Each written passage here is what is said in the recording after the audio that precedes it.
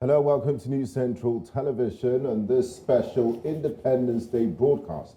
The country formerly known as French Sudan, now known as Mali, 62 years ago, celebrated its Independence Day from the Republic of France. It calls for celebrations, and today on News Central Television we'll be looking at the issues over the past 62 years. We'll be looking at issues of governance, politics, and security, and also the economy as we discuss Mali, past, present, and the future. I'm Benga Aboroa.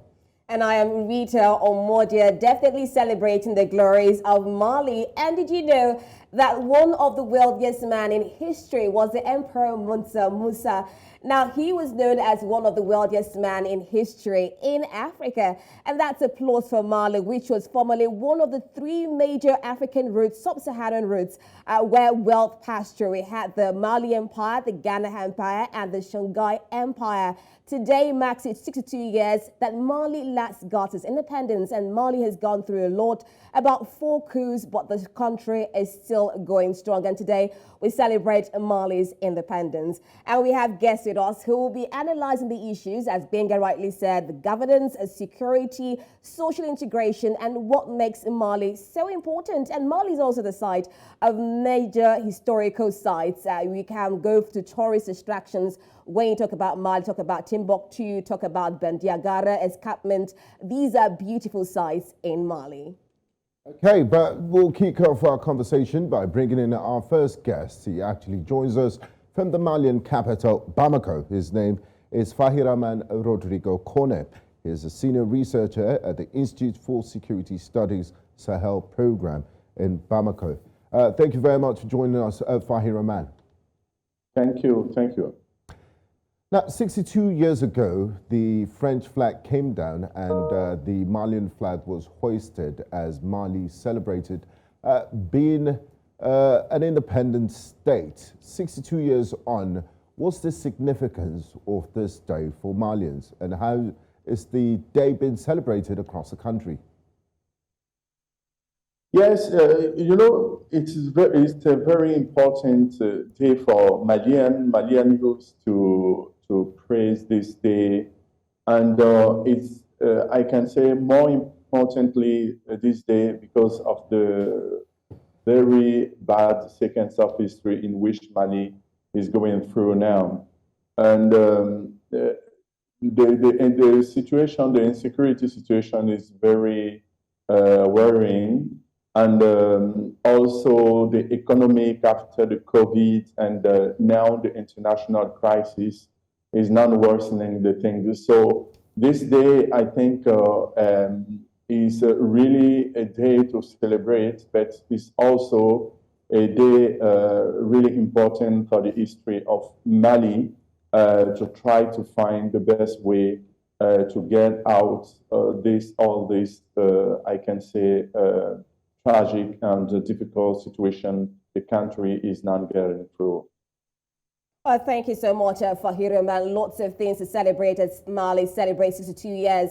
And looking at from the first president, Modibo Keita, Mali has gone through, unfortunately, 4 coups when you're looking at political stability, which has also affected the region. We had in 1968, in 2012, in 2020, and in 2021. Now, you're a security expert. One of the major reasons for the coups were security situations, especially the Tuareg insurgency. Can you tell us how exactly this has affected Mali's political instability?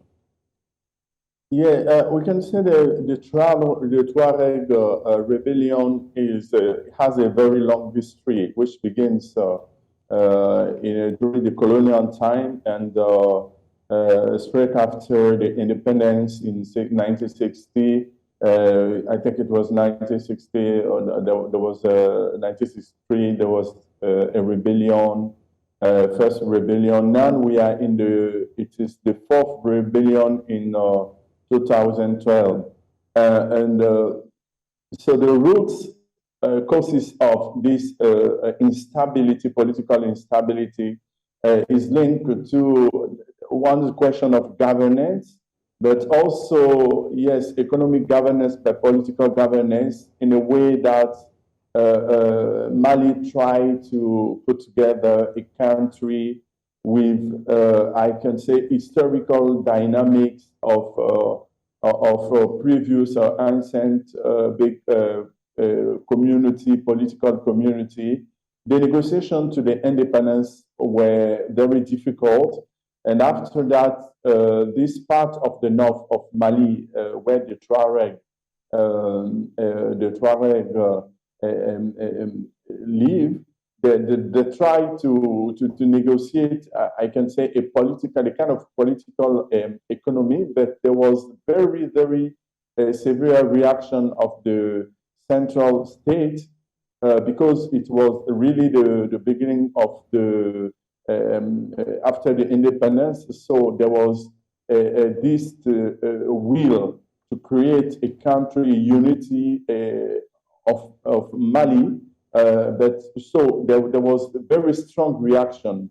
Those reactions have laid down I can say the way for the following rebellion, which take place, and as I said, it was in 2012 that the fourth rebellion has broken, and this has, I can say, been the situation of the roots of the jihadist threats spread coming from Acme in the South Algeria, in North Mali. There was a kind of opportunistic situation that the jihadist group says to implant them in the north and then in central Mali and then spread in the neighboring countries like Niger and also Burkina Faso. And now we are seeing trends of this spread in coastal states like Benin, Togo, and Cote d'Ivoire.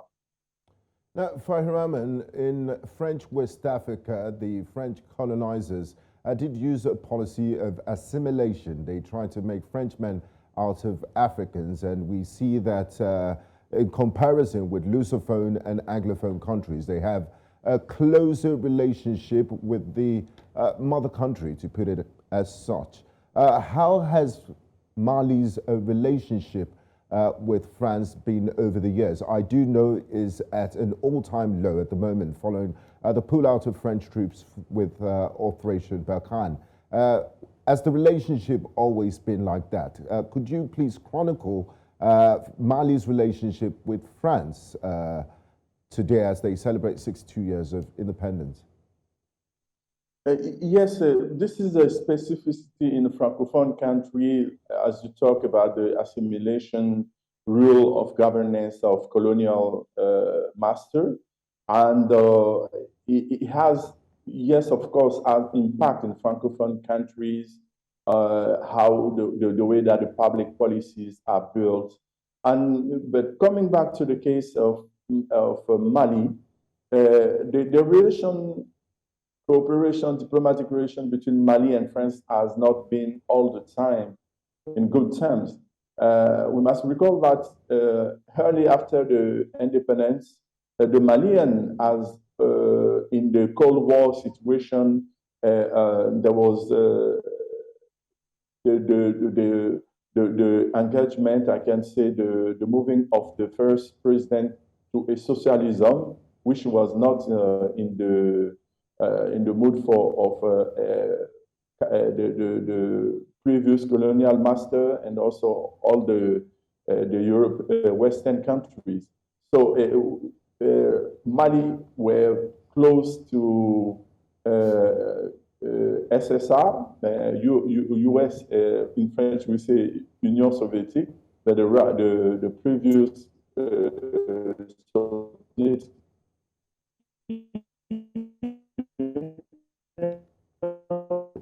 it was close to that.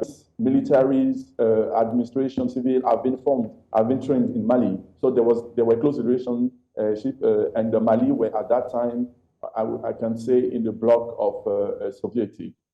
And then there was this coup in 1963, and then the country tried to reposition itself with the Western country. The relation with France, where I can say the political cooperation was good relation, but not really that in the society itself.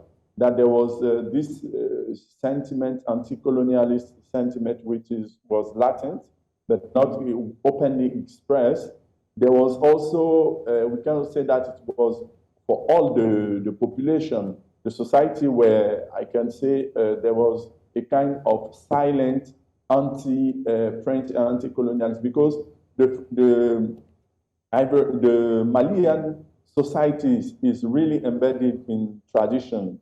It is influenced by religious Islam, but also by tradition, and there is, I can say, a pride of the history of this big empire of Mali, early in the medieval history.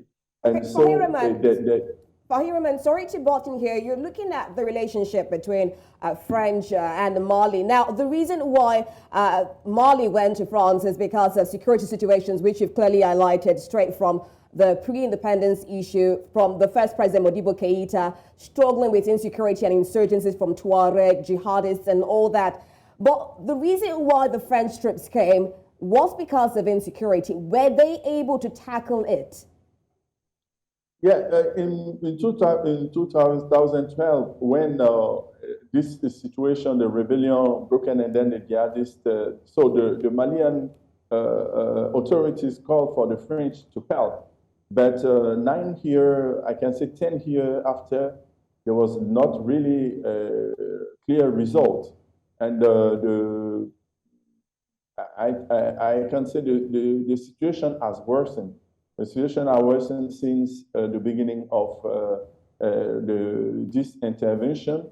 That at the first, I think in 2015, there was a first result. And then I can say the way that the French and also the national authorities of Mali try to find a solution, a response to this crisis, were not the good way. The military centers approach was, I think, one of the main mistakes of fighting the groups.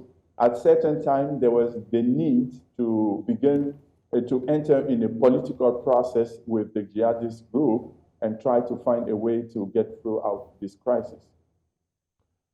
Now, Fahiraman, one of the reasons why the military took over was security, and we've touched on that since. And then since the departure of the French, they brought in new friends in terms of the private military contractors, Wagner, with ties to the Kremlin in Russia. How would you assess the current security situation in Mali as it improves since the departure of the France? And what's the current state of things there? What are also the implications for the greater West Africa region if the insecurity in Mali is not tackled?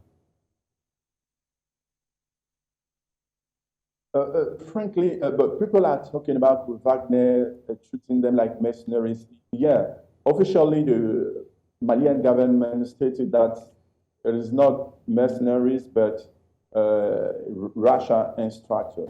But anyway, whoever are the actors who are fighting the security, the situation now, frankly, is not good. Yeah, we can say that this year in 2022,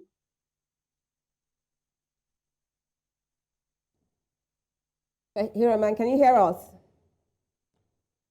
We seem to have some connection issues with Fahiraman. We hope to have him back soon. So, Fahiraman, my question to him was, I mean, you said you're not happy with the security situation. The French have been there for almost 10 years and they didn't manage to stop this insurgency. So there was a lot of anti-French sentiment in the country leading up to the departure of the French troops that were part of Operation Barkhane. Now they've brought in the Russians. Is it too early to call? Because the French had 9 years and to work and tackle the insurgency, and they didn't seem to find a solution to it. And the jury is out on the Russians, and a lot of people are saying they've committed human rights abuses and all of that. But I'll let the experts talk on this. Fahiraman is back. Please, can you pick up from where we left off? So I say this here, frankly, this year is one of the worst year of this jihadist insurgency, and unfortunately, we are looking for an increase of death beyond 100% if we compare to 2021, and unfortunately, the civilians are the main target of the Islamist group killed, and this is really and when you see geographically, this insurrection was contained in the center, but now we are seeing since May, we are seeing that the spread in the southern part of Mali. So the situation is not really good. And as I was saying, it's also spreading to the other coastal state. The neighbor country, Burkina Faso, the situation is always also the same thing. We are seeing Fahiraman, I'm sorry to butt in there, and I came in because you mentioned Burkina Faso. Some analysts have posited, and I'm sure you agree, that Burkina Faso is now the epicenter of the jihadist insurgency in the Sahel. So Malians will look at it and say, you know, back when the French were there, we were at the HQ. It was ground zero for insurgency in the Sahel. Now we don't have that title. It's moved to Burkina Faso. Is that something worth celebration? And does it indicate that the security situation in Mali has improved? Saying that the security situation in Mali has improved, I'm not really sure. The data are not showing that there is an improvement of the situation. And we cannot say that is because the French troops has gone from Mali. That's why the situation is worsening.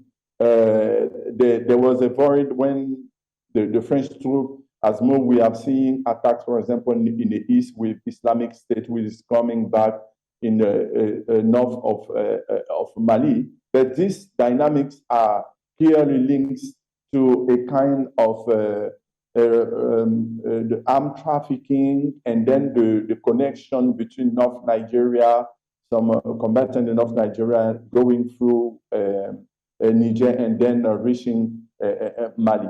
The situation in Burkina Faso, I think what we are seeing today is a very long history trend where the Burkina Faso state were not quick to give response to the situation. And then when they give response, there was also military-centered response.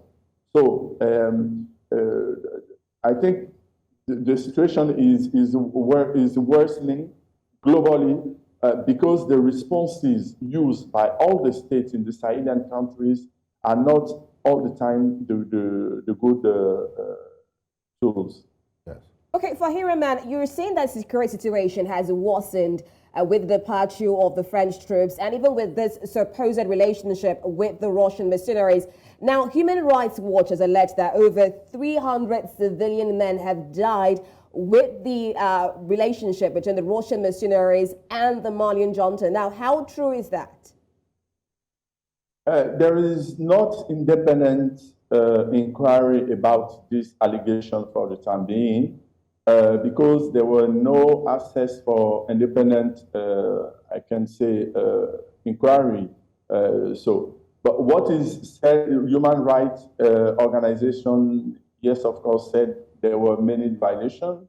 Also, local sources saying that there was civilian killings, but there is no clear information because all the area, for example, talking to Moura area where they claim 300 dead civilian, but there is no independent sources which can corroborate this situation. So all this situation is clearly showing that we are in a kind of uncertainties, and the Malian government has chose to not publicly discuss about this issue because as said, we are in a military transition, and it is not easy for all the people to get speech in the public space and to frankly express. There is no debate about the situation. It is really clearly difficult to have good information and exact idea of what's happened. But for sure, the way that the military action has been taken since the beginning of this insurrection by all the countries, there are many mistakes made by state armies, and there are killings that I can say feed the jihadist movement too. These have been seen in the past in Mali, in Burkina Faso, but what is happening now in Mali is very difficult to have a clear idea and make a good analysis of it. I guess, understandably, because of the military situation there. Now, Fahiraman, in the wake of the coup that brought in Colonel Assimi Goïta into power, the regional bloc, the Economic Community for West African States, ECOWAS, suspended Mali. How has Mali been able to fare politically and economically following the suspension from the bloc? And they were also part of the G5 Sahel group. How has that affected Mali's cooperation with its neighbors militarily? Yes, the position of the junta, the military authorities is clear. I can say that there is antagonist way of no common vision with the regional body, and I think this was the sanction was something very difficult for the country, and the junta trying to develop, trying to proclaim a message to the international community saying that the crisis in Mali is a very deep and long and rooted crisis, which needs deep reform, not a kind of 2 or 3 years transition, saying that we should get through this crisis with quick election. And I think the main message of the Malian authorities today is that there is the need for a transformation of the governance, a profound transformation, a deep transformation of governance. So it won't take to 1 or 2 years. It will take more. So I think the ECOWAS is on the rhetoric of a liberal democracy, on a solution around election, which is not clear. I think here the problem, because the coup of Assimi Goïta came after mismanagement of election. So there is the need to reform, I think, the institutional setting of Mali. But now what we are seeing... These reforms are going to take time, and ECOWAS seems to be working on a very tight timetable. They just want elections. That's the problem. I think there is something also in the backyard of ECOWAS. We should think to how to manage this situation, political situation, which is I can say happening in a very bad security situation, and where the civilian politicians have failed. Basic furniture of state is not present. So there is the need of reflection, of reconfiguration of how CDR wants to manage those situations as Mali and also Burkina Faso. Okay, Fahiraman, just like you rightly said, civilian governments came, they couldn't handle the security situation.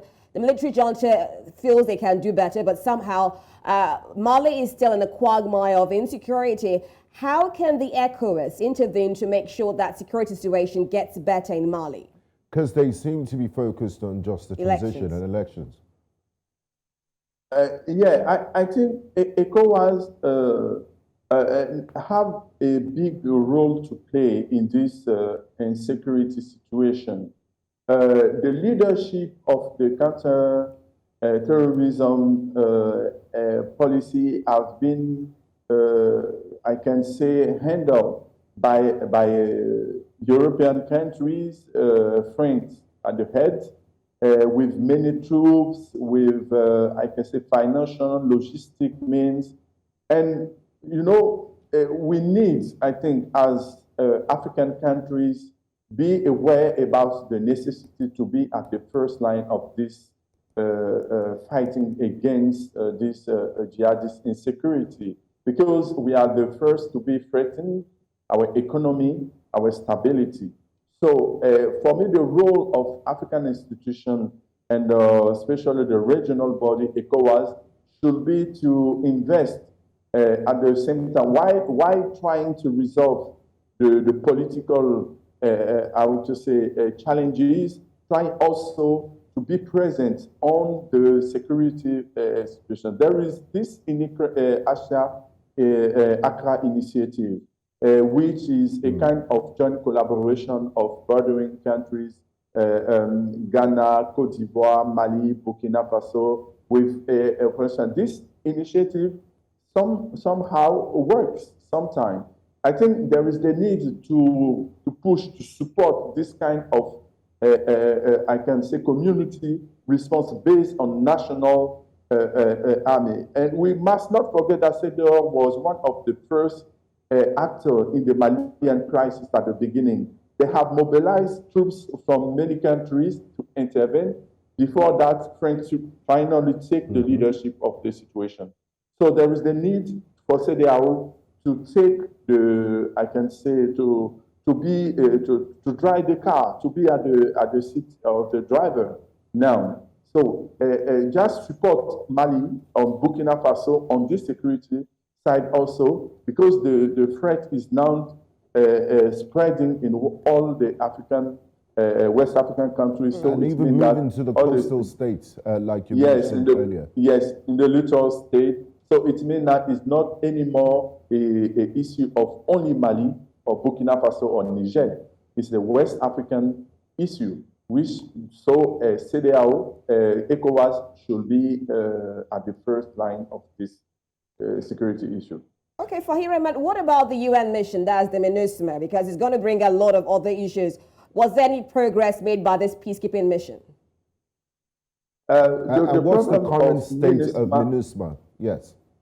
Yes. The problem of MINUSMA is mandate was to solve the political situation and the political conflicts between the North and the Bamako authorities. The question of the rebellion, there was this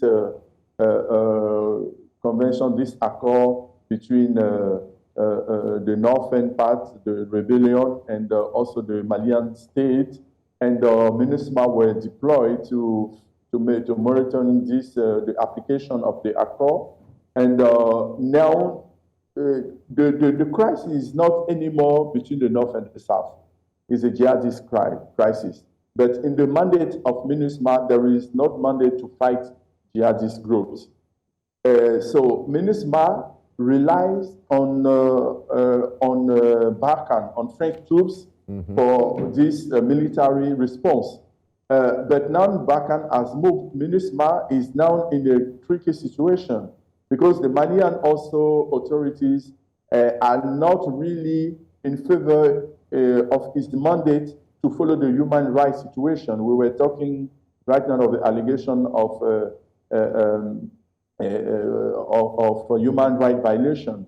The MINUSMA trying to be the watchdog of this human rights situation, but the Malian authorities are against they are not really in favor of this approach. So now MINUSMA is like a big logistical support to sometimes to French troops and to Malian troops, but has no political leadership in this situation. Mali celebrates its 62nd Independence Day today, also known as Republic Day in Mali. And I'm sure there's celebrations in Malian cities like Timbuktu, Gao, and the capital, Bamako. Joining us to discuss security issues and governance and politics is Fahiraman Rodriguez Kone. He is a senior researcher with the Institute of Security Studies Sahel program. He joins us from the Malian capital, Bamako. Now, Fahiraman, before we went on the break, I did hint that I was going to talk about this transition to civilian rule because in the advent of the coup, the bottom Colonel Assimi Goïta, ECOWAS suspended Mali, and one of the conditions for them to return to the committee, to the regional bloc, is for the junta to organize elections so that it will be a civil administration. Colonel Assimi Goïta has promised a 22-month transition, saying he will hand over power in 2024.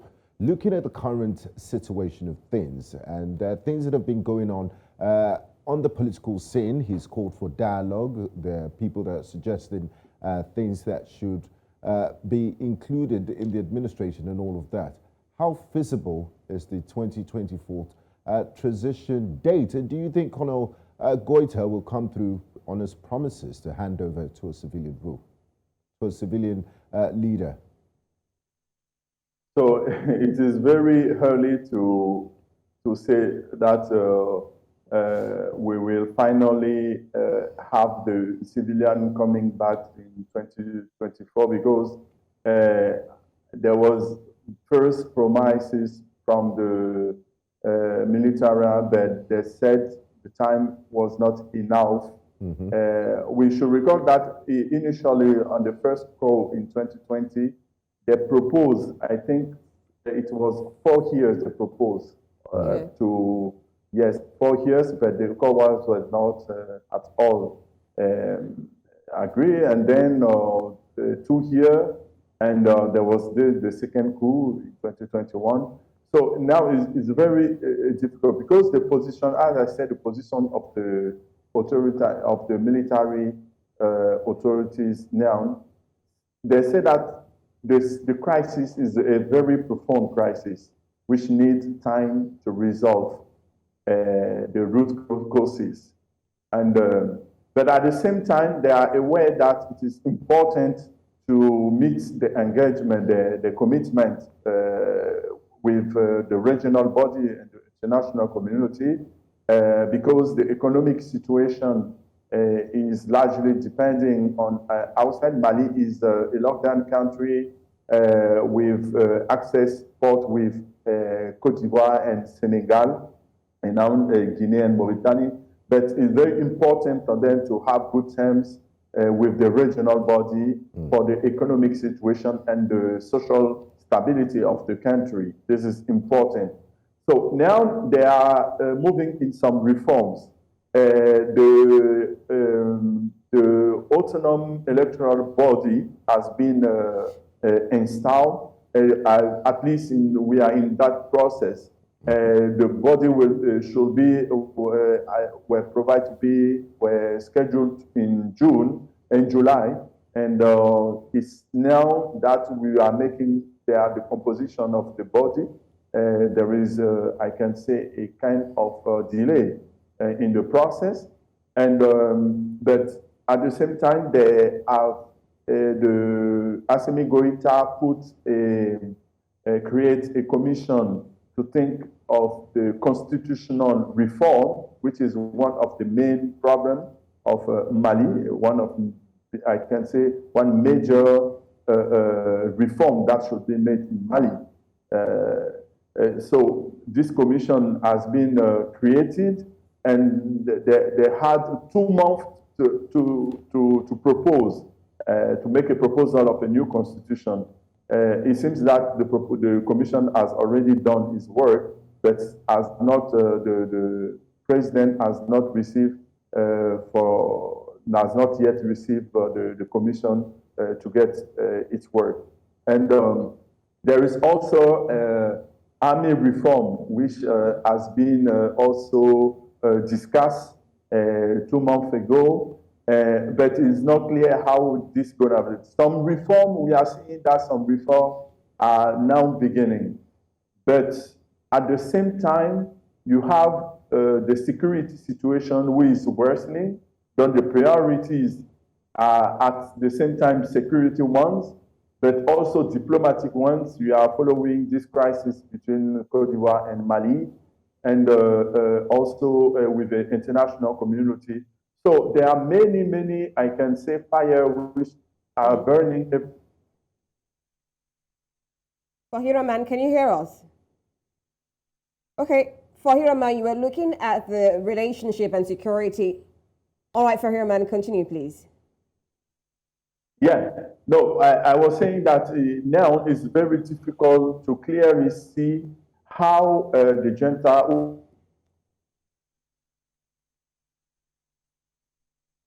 All right, Fahiraman, while we still try to connect with you, we're still looking at security situations, and because of this, there's been a lot of pressure on Mali to have a successful civilian transition to democracy. And Mali has given a timetable of February 2024, but you're still having a fractured relationship between the UN, international partners, and even the colonialists, that is France. Now, sometime on 10th of July, there was a UN peacekeeping rotation procedure of which about 49 Ivorian soldiers flew over the Malian territories.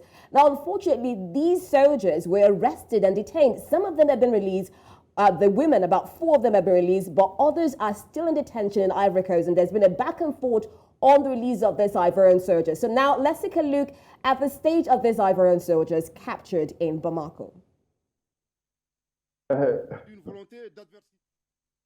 gouvernement ivoirien accuse le Mali d'avoir pris en otage les militaires ivoiriens en faisant fi des conditions obscures et des manquements ayant entraîné l'inculpation par la justice malienne des 49 mercenaires ivoiriens. Un tel revirement grave de la part d'autorités étatiques ne vise qu'à manipuler et à entraver la manifestation de la vérité. D'avoir transformé un dossier judiciaire en une crise diplomatique et par conséquent de saisir la CEDEAO, le gouvernement de la transition souligne qu'il n'est nullement concerné par cette procédure devant l'instance communautaire. Aussi, il indique à la CEDEAO que l'affaire des 49 mercenaires ivoiriens est purement judiciaire et bilatérale. All right, Fahiraman, you just heard from the Malian Johnson now. Now, the first that they mentioned was that this attempt was an attack on state security. We've been going back and forth on this.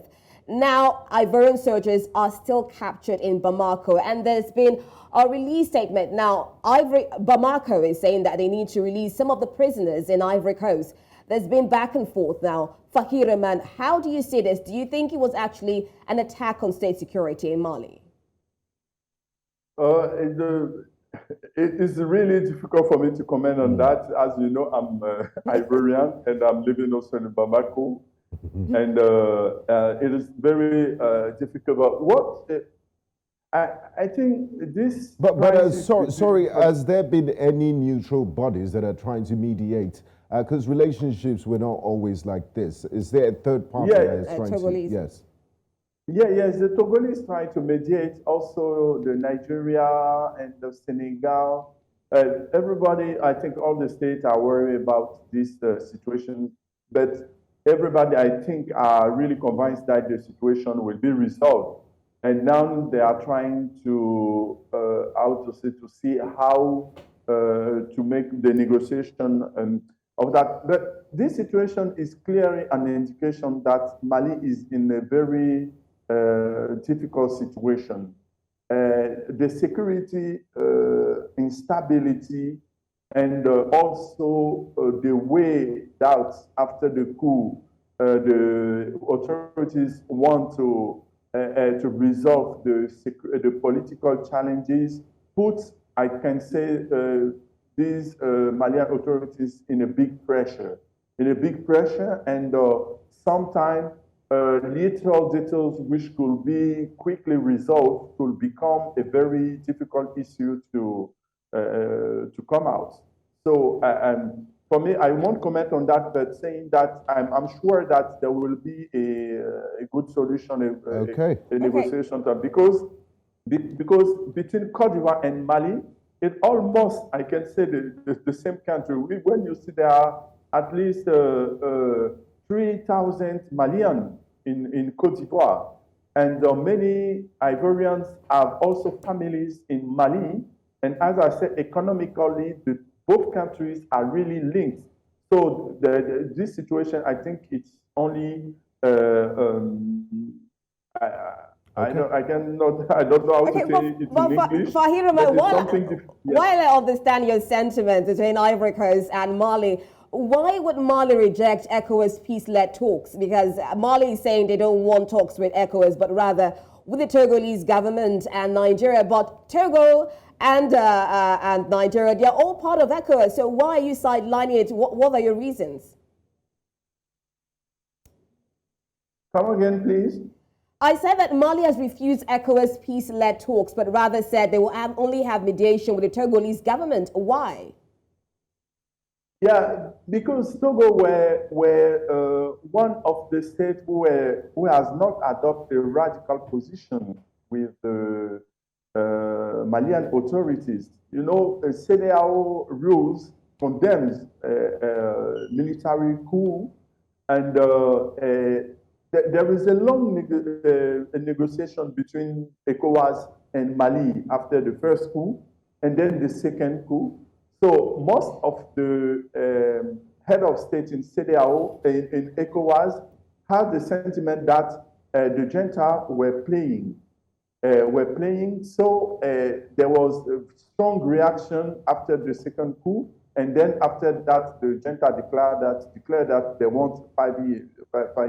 But Togo were on a more, I can say, position for negotiation, saying that it's not in a radical posture, a radical position that we will come with a good solution.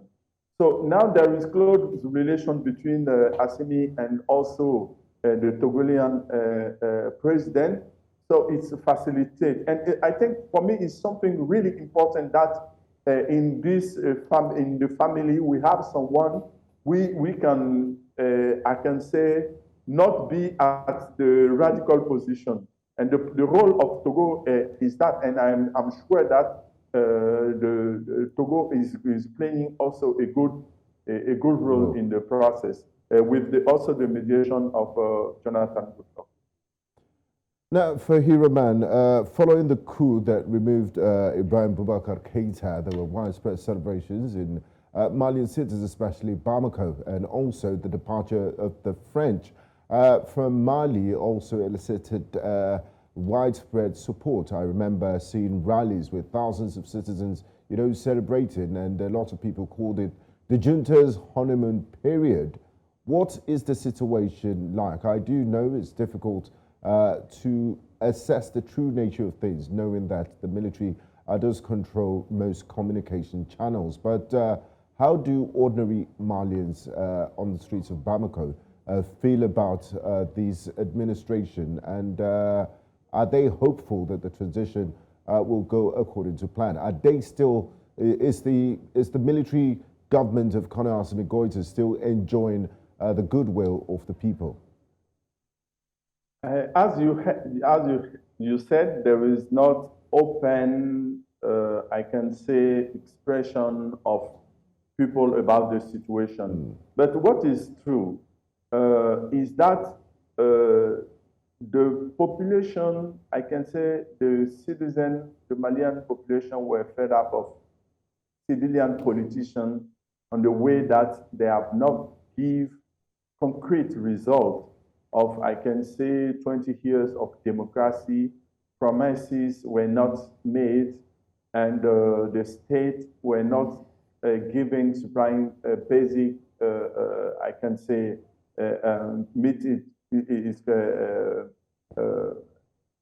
have a good solution of their problem. So there was this situation. So when the junta came, yes, of course, the benefits were very popular support from the population. But now the population are also seeing that the security situation is not getting good in a good term. They also, at the same time, they also want a new political elite, a new elite, and the promises of the agenda is that there was an opinion poll in, I think it was in April or May release, which showed that almost 70% of the population were with the authorities to solve the crisis.